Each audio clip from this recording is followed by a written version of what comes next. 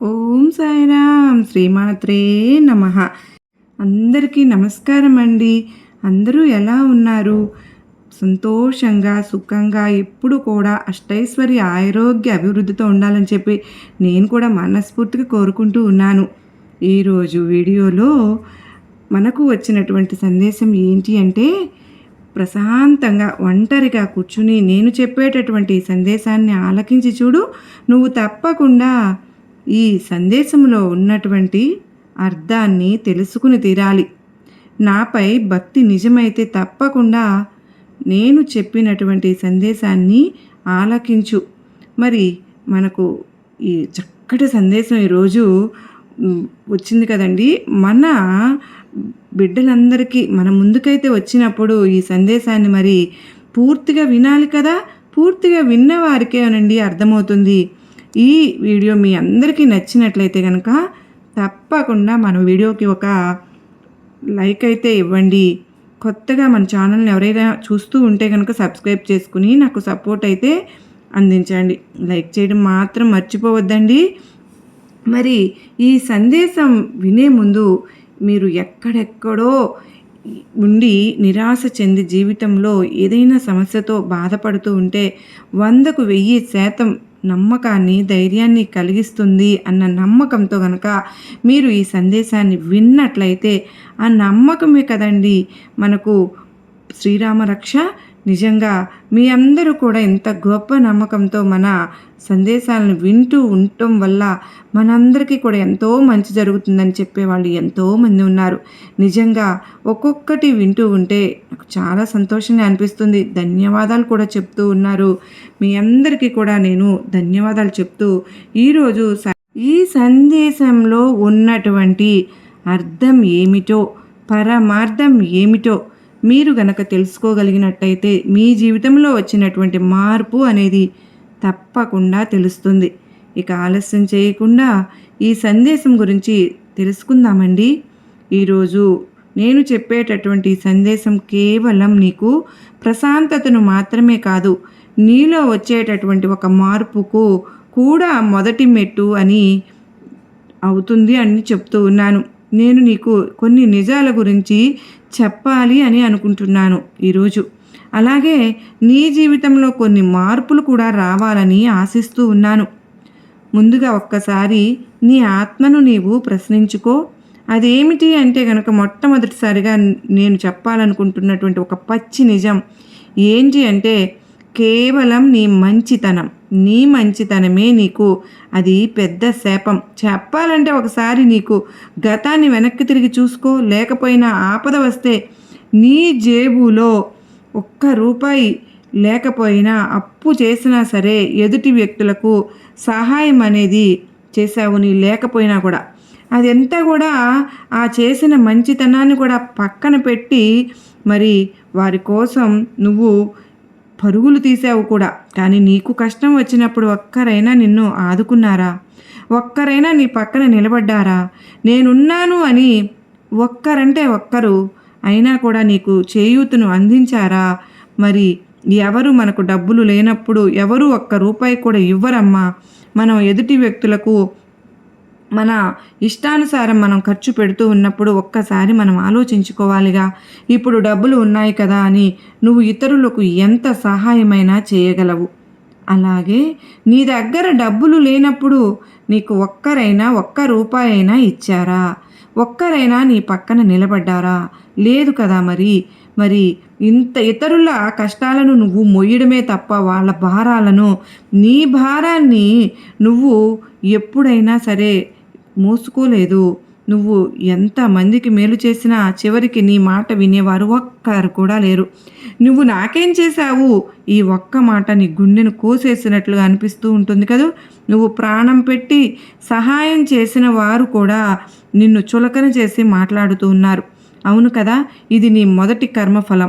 ఇది నీ మరొక విషయం బయట పెట్టడానికి, నరకాన్ని అనుభవించడానికి, బయట ప్రపంచానికి నువ్వు చాలా సంతోషంగా ఉన్నట్లు, ఆనందంగా ఉన్నట్లు కనిపిస్తూ ఉన్నావు.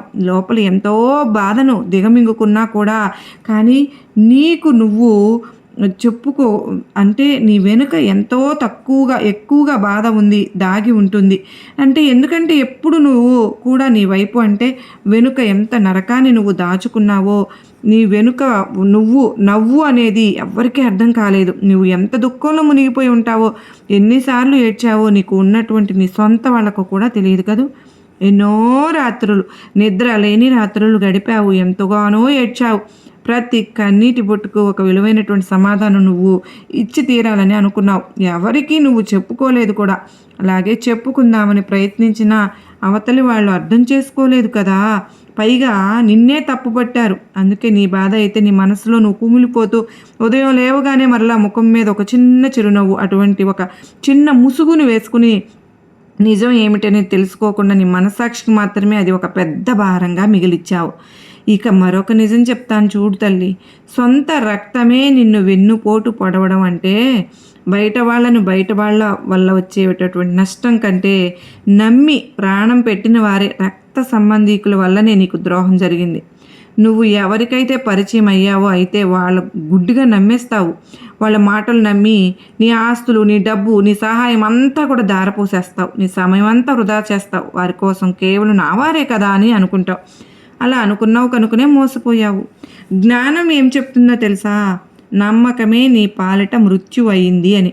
నీ దగ్గర డబ్బు ఉన్నప్పుడు, నీ పలుకుబడి ఉన్నప్పుడు, నీ చుట్టూ తిరిగినటువంటి బంధువులు, మిత్రులు నీకు ఒక చిన్న కష్టం రాగానే ముఖం చాటేశారు కదా. కనీసం నువ్వు ఫోన్ చేసినా కూడా ఎవరైనా లిఫ్ట్ చేశారా? చేయలేదు. పైగా నీ గురించి లేనిపోని భారాలు వేస్తూ ఉంటారు. అభాండాలు నీ క్యారెక్టర్ను బ్యాడ్ చేస్తారు. ఎంత మోసం జరిగిన తర్వాత కూడా మరలా వచ్చి నవ్వితే వాళ్ళని నువ్వు క్షమించేస్తూ ఉంటావు. అదే నీ అతి పెద్ద బలహీనత అని చెప్పుకోవాలి. ఇక మరొక విషయం ముందు చూడు. నీ జీవితంలో నిజమైనటువంటి ప్రేమను నువ్వు కోరుకుంటావు. నువ్వు నన్ను నాలాగా అర్థం చేసుకునే ఒక వ్యక్తి ఉంటే చాలని చెప్పి నువ్వు బలంగా నమ్ముతావు. కానీ నీకు తగిలే వ్యక్తులు ఎలా ఉంటారో తెలుసా? నిన్ను కంట్రోల్ చేసేవాళ్ళు కానీ, లేదా నీ ఎమోషన్స్ను వాడుకునేవాళ్ళు కానీ, నీకు భాగస్వామిగా నిజాయితీగా ఎక్కడా కూడా లేకుండా ఒక అనుమానం అనేది, ఒక అపార్థం అనేది నీ జీవితంలో ఎప్పుడు కూడా తారసపడుతూనే ఉంటుంది. అలా తారసపడుతూ ఉన్నప్పుడు అలా నీ కుటుంబాన్ని లాక్కొని వస్తూ ఉంటావు. కానీ నీకు మాత్రం శూన్యం, గుర్తింపే. అంటే అది ఏదైనా సరే, ఎవరు ఎంత చేసిన వ్యక్తులను తక్కువే అనిపిస్తుంటుంది. ఇక మానసిక పరమైనటువంటి ఆ ప్రశాంతత నిన్ను ఎప్పుడు కూడా వెంటాడుతూనే ఉంటుంది కదూ. ప్రతిదీ కూడా ఇలా ఏదో ఒక విధంగా నువ్వు బాధపడుతూనే వస్తున్నావు. ఇక మరొక నిజం ఏమిటో తెలుసా? నువ్వు ఎంత కష్టపడినా కూడా సరైనటువంటి దక్కని గుర్తింపు ఉంది. ఉద్యోగంలో కావచ్చు, వ్యాపారంలో కావచ్చు, కష్టపడేది నువ్వే.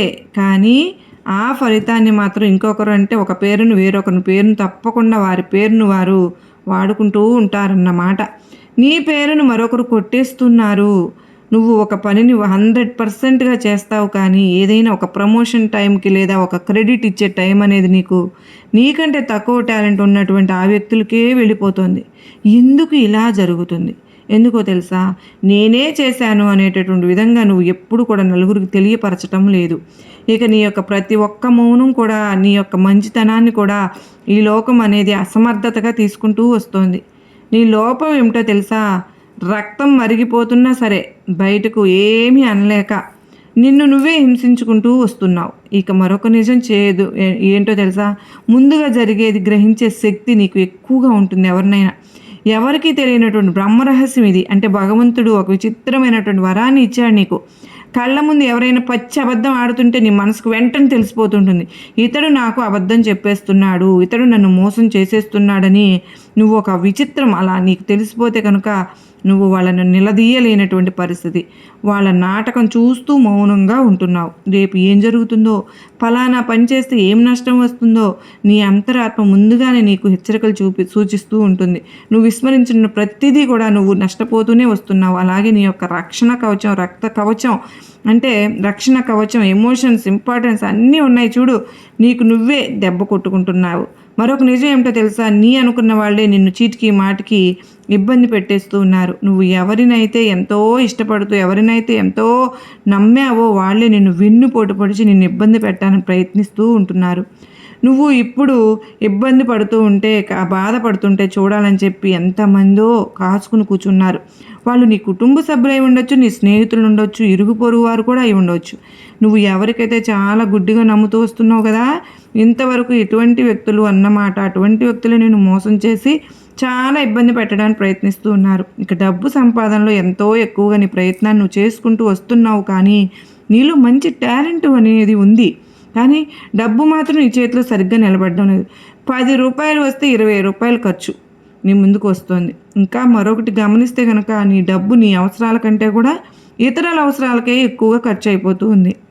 కుటుంబం కోసమో, దొంగ స్నేహితుల కోసమో, పనికిరాని విషయాల కోసమో నీళ్ళలాగా డబ్బును ఖర్చు చేస్తున్నావు. ఇక నీ కోసం, నువ్వు సంతోషం కోసం అనేది ఖర్చు పెట్టుకున్నది ఎంతో తక్కువ. నీకు ఇష్టమైనటువంటి దుస్తులు కొనుక్కోవాలన్నా, నీకు ఇష్టమైనటువంటి వస్తువులు కొనుక్కోవాలన్నా అసలు నీకంటూ నువ్వు ఆలోచించుకోవు. అసలు నాకేం కావాలి, నేనేం తినాలి అనేది నీకు అసలు ఉండనే ఉండదు. ఎంతసేపు ఎదుటివారి గురించే ఆలోచిస్తావు. మరి ఒక్కసారి ఆలోచించుకోవాలి కదా. తీసుకోవడం వల్ల నీకు ఏమైనా డబ్బు దాచిపెట్టుకోవడం వల్ల నాకు ఉపయోగపడుతుంది కదా, ఇప్పుడు ఇది అవసరమా అని నీ కోరికలన్నింటినీ నువ్వు తప్పకుండా కంట్రోల్ చేసుకుంటూ వస్తున్నావు. ఆ కోరికలన్నీ కూడా అంటే ప్రతిదీ ఏది కొనాలన్నా, తినాలన్నా ప్రతిదీ కూడా నువ్వు కంట్రోల్ చేసుకోగలుగుతున్నావు. కానీ నీ కుటుంబ సభ్యులకు లేదా ఇతరులకు నువ్వు డబ్బు ఖర్చు పెట్టే ముందు ఒక్కసారి కూడా ఆలోచించడం లేదు. ఇది వేళల్లో విపరీతంగా ఒక నీళ్ళలాగా ఖర్చు అయిపోతూ ఉంటుంది. నీ గురించి నువ్వు ఆలోచించుకోలేనప్పుడు ఇతరుల గురించి నువ్వు ఆలోచించి నీ సమయాన్ని, నీ డబ్బును అంతా కూడా వృధా చేసుకుంటున్నావు అన్నదే నేను నీకు మరీ చెప్తూ ఉన్నాను. అలా ఎప్పటికీ కూడా ఉండవద్దు. నువ్వు ఇంత సంపాదిస్తున్నావు, అలాగే నువ్వు ఎంత కష్టపడి ఆ డబ్బుని ఇన్ని రోజులు దాచిపెట్టుకున్నా కూడా నువ్వు ₹1 నీకోసం నువ్వు ఖర్చు పెట్టుకోకపోతే ఆ డబ్బుకు అసలు విలువ ఉంటుందా? ఎందుకో తెలుసా, మనం సంపాదించింది కేవలం ఇతరుల కోసమే కాదు, అది మన కోసం కూడా కొంచెం తీసి పెట్టుకోవాలిగా అనేదే నేను మరీ నీకు తెలియజేస్తూ ఉన్నాను, చెప్తూ ఉన్నాను.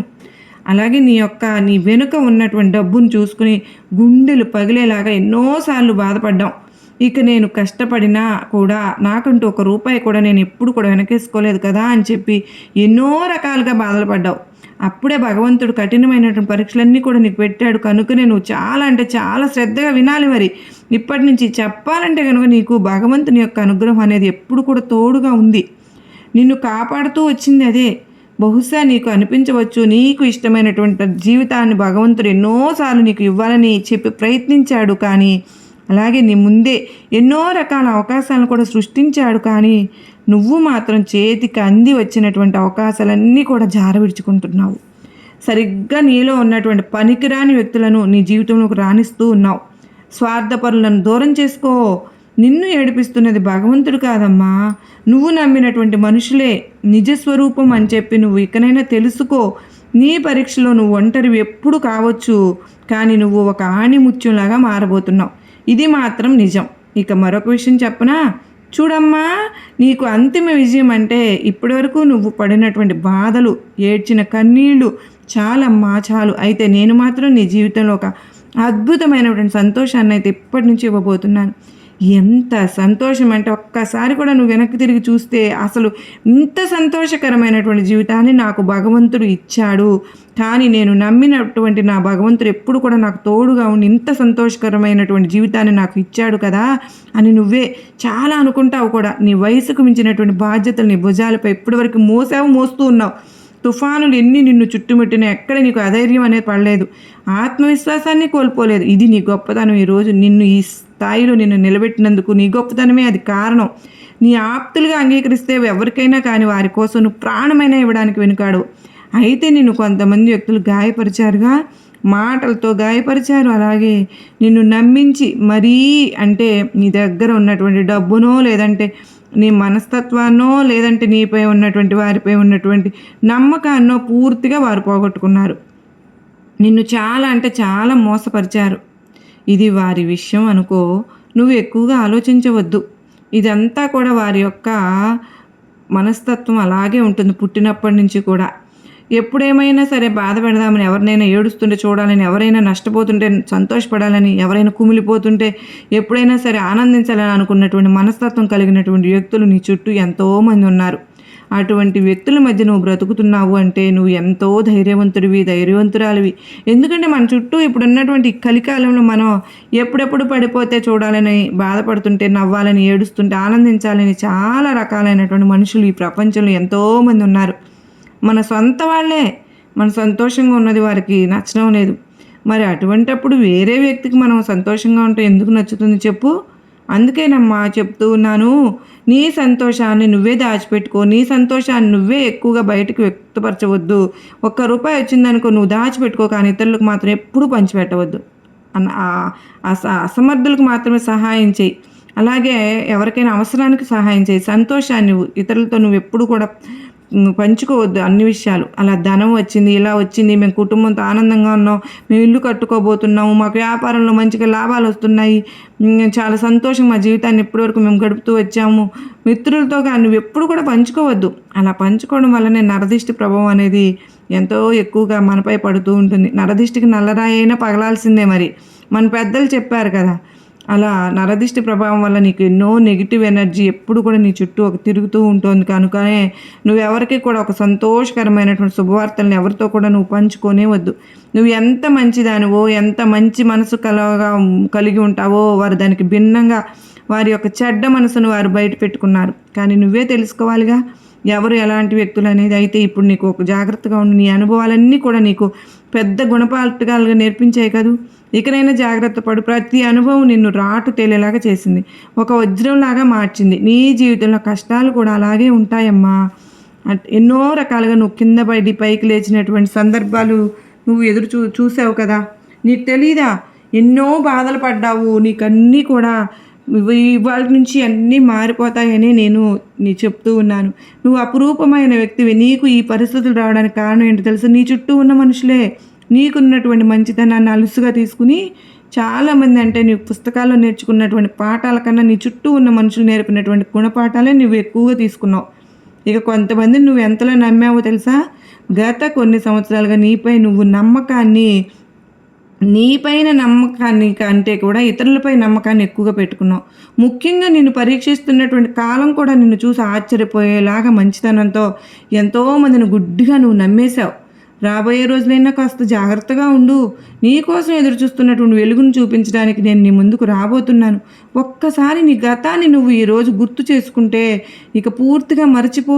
సుమారు కొన్ని సంవత్సరాల క్రితం అనుకుంటా నీ జీవితంలో అడుగుపెట్టినటువంటి కష్టాలు, సమస్యలు ఎంత భయంకరంగా ఉన్నాయో తలుచుకో. నువ్వు ఇప్పటి వరకు ఎంత హుందాగా, స్వతంత్రంగా, ఎవరి సహాయం లేకుండా 10 మందికి సహాయం చేస్తూ బ్రతికినటువంటి నీ జీవితం ఒక్కసారిగా ఎందుకు తలకిందులైపోయింది? ఎవరు నమ్మినా కూడా అందరూ కూడా నిన్ను మోసం చేస్తూనే వచ్చారుగా. కానీ ఈ కష్టాల కడలి అనేది రేపటి నుంచి పూర్తిగా తొలగిపోతుంది. ఎంతో సంతోషకరమైనటువంటి జీవితాన్ని నువ్వు గడుపుతావు. అంటే అసలు నువ్వు వెలకట్టలేనటువంటి ఆనందకరమైనటువంటి జీవితాన్ని నువ్వు గడపబోతున్నావు. ఆరోగ్య సమస్యలన్నీ కూడా చుట్టుముట్టాయి. అవును కదా, రాత్రులకు నిద్ర కరువైంది. భవిష్యత్తు అంధకారంగా కనిపించి ఎందుకు ఇలా జరుగుతుంది, నేనేం పాపం చేశాను, నాకు ఎందుకు ఈ శిక్ష అని నువ్వు నిన్ను ప్రశ్నించుకుని రోజు కూడా లేదు కదా. నీ చుట్టూ ఉన్న ఈ ప్రపంచం నిన్ను వెంటనే ఏదైనా సరే నీ నీడ, నీ శత్రువుగా మారింది. స్నేహితుల దూరం అయిపోయారు, బంధువులు ముఖం చాటేశారు, ఆర్థికంగా బలహీనపడిపోయావు. నీకు నేర్పించిన గుణపాఠం కాలం ఏది శాశ్వతం కాదు. బంధుత్వం కూడా శాశ్వతం కాదు, డబ్బు కూడా శాశ్వతం కాదు. అసలు చెప్పాలంటే మనమే శాశ్వతం కాదు. డబ్బు శాశ్వతం కాదు, నీకు నువ్వే శాశ్వతం అనే సత్యాన్ని నువ్వు ఎప్పుడు తెలుసుకుంటావు? అది భగవంతుడు నీకు రుచి చూపించాడు కదా. కఠినమైనటువంటి సత్యం నువ్వు నమ్మినా నమ్మకపోయినా ఇక నీ జీవితంలో అద్భుతమైనటువంటి అవకాశాలను, అలాగే మంచి జీవితాన్ని పెట్టబోతున్నాను. ఇకనైనా జాగ్రత్త పడు. నిన్ను నువ్వే అంటే అన్ని విధాలుగా నీ మనసు నువ్వే నమ్ము. నీ సామర్థ్యం నీకే నమ్మకం లేకపోతే ఎలా చెప్పు? నువ్వు ఎంత మంచి చేసినా అందరికీ చెడులాగానే కనిపించింది కదూ. ఇకనైనా ఎంతవరకు ఉండాలో అంతవరకే ఉండు. ఏ సమయంలో జరిగినటువంటి అవమానాలను అన్నింటినీ కూడా గుర్తు చేసుకోవద్దు. నువ్వు తలదించుకోవాల్సినటువంటి పరిస్థితులు వచ్చినప్పటికీ కూడా నిన్ను ఎప్పుడు కూడా తలెత్తుకుని నిలబడి నలుగురిలో కూడా అందరికీ కూడా నువ్వు ఆదర్శప్రాయులాగా చేసేలా నేను చేస్తాను. నీ ఉనికినే ప్రశ్నించేలాగా చేయిస్తాను. కనుక నా కొన్ని సమస్యలు నీ ఆత్మగౌరవానికి, నీ ప్రాణంపైనే దెబ్బ కొట్టారు. ఒక క్రూరమైనటువంటి వ్యక్తి, అది కూడా నువ్వు నమ్మినటువంటి వ్యక్తి. అవునా, నిన్ను అంధకారంలోకి తీసుకొచ్చాడుగా. ఈరోజు ఏ వ్యక్తిపై అయితే నువ్వు నమ్మకాన్ని పెట్టుకున్నావో ఆ వ్యక్తి నీకు ద్రోహం చేశాడు. నువ్వు మనస్ఫూర్తిగా నమ్మినటువంటి వ్యక్తులే నిన్ను వెన్నుపోటు కూడా పొడిచారు. కనుక ఇది నీ ఎదుగుదలను ఓర్వలేనటువంటి వాళ్ళు కావచ్చు, నీ పతనానికి ప్రణాళికలు వేసేటటువంటి వ్యక్తులైనా కావచ్చు, నీ బలహీనతలకు ఆసరాగా తీసుకున్న వ్యక్తులైనా కావచ్చు. ఇలా వారి యొక్క విషవలయంలో నువ్వు చిక్కుకుపోయావు. ఇప్పుడైనా అర్థం చేసుకో, నువ్వు అడిగినటువంటి ప్రతి నాటకంలో నువ్వు ఓడిపోయేలాగా చేసింది కేవలం అది మాత్రమే. నీ ఆప్తులే పరారయ్యారు. ఇకనైనా కానీ నీ చుట్టూ చేరే వ్యక్తులతో కొంచెం జాగ్రత్తగా ఉండు. ఎవరిని నమ్మాలో, ఎవరితో స్నేహం చేయాలో జాగ్రత్తగా ఉండు. ఇక నీకు జరిగినటువంటి మోసాల గురించి ఎంత చెప్పినా తక్కువేగా. ప్రతి రూపంలో నువ్వు మోసపోయావు, ఆర్థికంగా, మానసికంగా. ఇలా నమ్మకాన్ని ఎప్పుడు కూడా మోసపోయి ఇలా బ్రతుకుతూ ఉన్నావు. అందరినీ నమ్మినటువంటి నీకు ఒక పెద్ద గుణపాఠం తగిలిందనే తప్పకుండా నేను అర్థం చేసుకున్నాను. ఎందుకు ఏదైనా సరే నిన్ను నువ్వు నమ్ముకో, నీ కుటుంబాన్ని నమ్ముకో, అంతేగాని ఇతరులను గుడ్డిగా నమ్మి మోసపోవద్దు. ఇక నుంచైనా జాగ్రత్తగా ఉంటావని నేను మనస్ఫూర్తిగా కోరుకుంటున్నాను. ఏదైనా సరే నీ జీవితం నీకు చాలా చక్కగా ఆనందంగా, ఇకపై నువ్వు ఎప్పుడు కూడా సంతోషకరమైనటువంటి శుభవార్తలు నువ్వు వినబోతున్నావు. ప్రాణం పెట్టినటువంటి ప్రేమించినటువంటి వ్యక్తులు కూడా నేను అర్థం చేసుకోలేదుగా. నువ్వు అండగా నిలబడిన వాళ్ళు నీకు అవసరమైనప్పుడు డబ్బును కూడా ఇవ్వలేదు. డబ్బు రూపంలో, మాట రూపంలో, ఆస్తి రూపంలో ఎన్నో మోసాలు. ఈ మోసాలు మిమ్మల్ని రాటు తేల్చాయి కదూ. ఇక నిజమైన వ్యక్తులు ఎవరనేది మీకు చూపించాయి కదా. పైకి కనిపించే ముఖం వెనక ఎన్నో ముఖాలు ఉంటాయని ఎప్పుడైనా నువ్వు అర్థం చేసుకున్నావా? రేపటి రోజు నువ్వు వినేటటువంటి శుభవార్త ఎలా ఉంటుందో తప్పకుండా నీకు అర్థమవుతుంది. మరి నేను చెప్పినటువంటి విషయాలన్నీ నీకు అర్థమయ్యాయని అనుకుంటూ ఉన్నాను. అంత మాత్రమే కాదు, నువ్వు అత్యంత గోప్యంగా కోరుకున్నటువంటి శుభవార్తలు సైతం అతి త్వరలో నీ తలుపు తట్టేలాగా చేస్తాను. అవి విన్నప్పుడు నీ కళ్ళల్లో ఆనంద బాష్పాలు అనేవి తప్పకుండా రాలుతాయి. నీ ఇల్లు నా నామస్మరణతో మారుమోగిపోతుంది. భజనలో దివ్య ధూపంతో ప్రతిధ్వనిస్తుంది. నీ కుటుంబ సభ్యుల యొక్క మధ్య అన్యోన్యత మరియు ఎక్కువగా పెరిగిపోతుంది. అందరూ సుఖశాంతులతో వర్ధిల్లుతారు. ఇక నీకు ఎదురయ్యేటటువంటి ఏ దిష్టినైనా కానీ, ఏ గ్రహదోషాలనే కానీ, ఏ దుష్టశక్తి ప్రభావాలనైనా కానీ నేను తప్పకుండా అడ్డుకుంటాను. నీకు అన్ని వేళల రక్షణ కవచంలాగా ఉంటాను. నీ కోరికలను అడ్డుకోవడానికి ఏ శక్తులు ప్రయత్నించినా నా కృపా కటాక్షాల ముందు అవి నిలువలేవు. కనుక నువ్వు ధైర్యంగా నీ పనులు నువ్వు చేసుకుంటూ వెళ్ళు. ప్రతిఫలాన్ని మాత్రం నాకు వదిలిపెట్టు. భయం వద్దు. నీ చుట్టూను నేనున్నానని మాత్రం గుర్తుపెట్టుకో. నీకు ఆపద వచ్చే ముందు నేను దాన్ని తుంచివేస్తాను. కాలం ఎప్పుడు కూడా ఒకేలాగా అయితే ఉండదుగా. ఇది ప్రకృతి ధర్మం. నీకు ఇన్నాళ్ళు శని ప్రభావము, గత జన్మ కర్మ ప్రభావము తెలియదు, కానీ కష్టకాలమే నడిచింది, ఒప్పుకుంటాను. కానీ ఇప్పుడు మాత్రం కాలచక్రం నా ఆజ్ఞతో శుభదిశకు మళ్ళింది. నిన్నటి వరకు ఎడారిలాగా చీకటిలాగా ఉన్నటువంటి నీ జీవితం నేడు నా జ్ఞానజ్యోతితో దేదీప్యమానంగా వెలగబోతోంది. నీ కోరిక నెరవేరేటటువంటి సుముహూర్తం రేపటి నుండే రాబోతుంది. ఆనందంగా స్వీకరించడానికి సిద్ధంగా ఉంటావు కదూ. పాత రోజులను మర్చిపోతావు కదూ. కొత్త వెలుగులను ఆహ్వానిస్తావు కదూ. ఇదే జీవితం అంటే కోరిక తీరిన తర్వాత గర్వంతోనూ అహంకారంతోనూ నన్ను మర్చిపోవుకా. సదా నామస్మరణలో ఉంటావని నాకు ప్రమాణం చేయి. ఆకలితో ఉన్న జీవికి కనిపిస్తే పీడికడ అన్నం పెట్టు. నీకంటే తక్కువ స్థితిలో ఉన్న వారికి నీకు చేతనైనంత సహాయం చేయి. అదే నువ్వు నాకు ఇచ్చేటటువంటి ప్రేమ. పేదవారిలో, ఆర్తుల్లో ఉన్న నాకు నీ పరమార్థం నీ పుణ్యాన్ని మరింత రెట్టింపు చేస్తుంది. నీ విజయం అనేది 10 మందికి మేలు చేసేలాగా ఉండాలి. అప్పుడే ఆ విజయం అనేది శాశ్వతంగా నీ దగ్గర నిలబడుతుంది. నేను ఒక్కసారి ఆ భయం ఇచ్చానంటే అది కాలాతీతమైనా సరే, భూమి ఆకాశాలు తలకిందులైనా సరే అవి జరిగి తీరుతాయి. నేనెప్పుడు కూడా నీ ధర్మాన్ని నీకు తెలియచెప్తూనే ఉన్నాను. ఎప్పుడు కూడా వృధా కాదు. నీ యొక్క కోరికలు కానీ, సమస్యలు కానీ అన్నీ కూడా పరిష్కరించబోతున్నాను.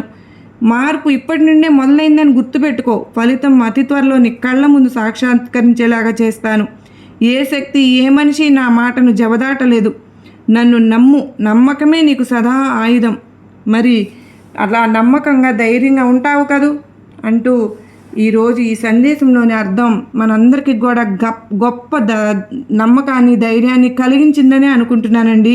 మనకు ప్రస్తుతం ఉన్న విషయాలకి, మనకున్నటువంటి సిచ్యువేషన్కి తగినట్లుగా ఉంది అని చెప్పి ఈ సందేశాన్ని అయితే మన ముందుకు తీసుకొచ్చారు కదా, కనుక ఈరోజు ఈ సందేశం కూడా తప్పకుండా ఎవరో ఒకరికైతే వారికి మనసుకు సంబంధించిందిగా ఉండాలని చెప్పి నేను కూడా మనస్ఫూర్తిగా కోరుకుంటున్నానండి. మరి మీకు నచ్చినట్లయితే మరికొంతమందికి షేర్ చేస్తారు కదా, అలాగే వీడియోకి లైక్ చేసి సపోర్ట్ చేసి నాకు మీరు మీ సహాయాన్ని అందిస్తారని ఆశిస్తున్నాను. మరో చక్కని సందేశంతో కలుసుకుంటానండి. అంతవరకు అందరికీ నమస్కారం ఫ్రెండ్స్. ఓం సాయిరామ్, శ్రీమాత్రే నమః. సర్వే జనా సుఖినో భవంతు, లోకా సమస్త సుఖినో భవంతు.